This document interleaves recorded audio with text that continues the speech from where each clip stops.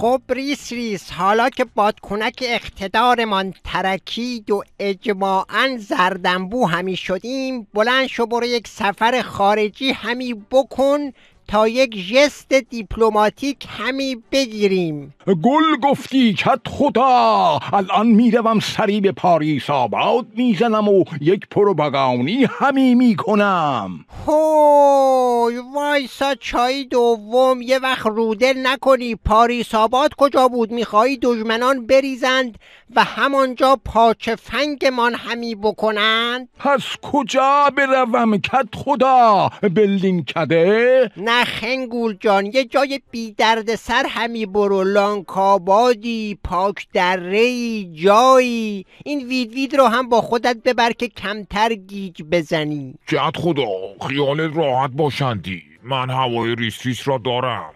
یکی باید هوای تو را داشته باشد. برید ببینم چه میکنید. ریس پس چرا کسی به استقبال ما نمی آید؟ دندان روی جگر بگذار، میخواهند با یک هیئت بلندپایه بیایند.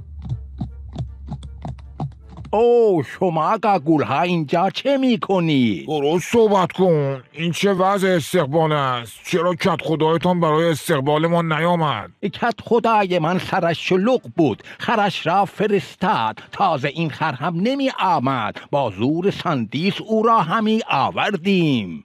باشد حالا تنش‌زایی نکن، اشکال ندارد، خر را بیاور که سوارش شویم و برویم. برو ببینم بابا چه خوش اشتها، تو کی هستی که سوار خر کت خدای ما بشوی؟ من سوار میشوم، شما پشت دممان بیایید.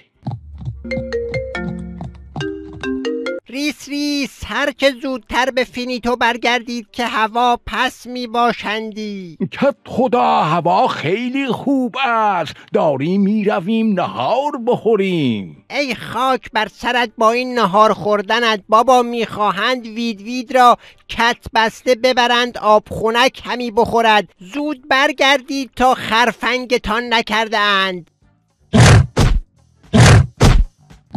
کت خدا دیگه نه تو فینیتو در امانی نه خارج از فینیتو.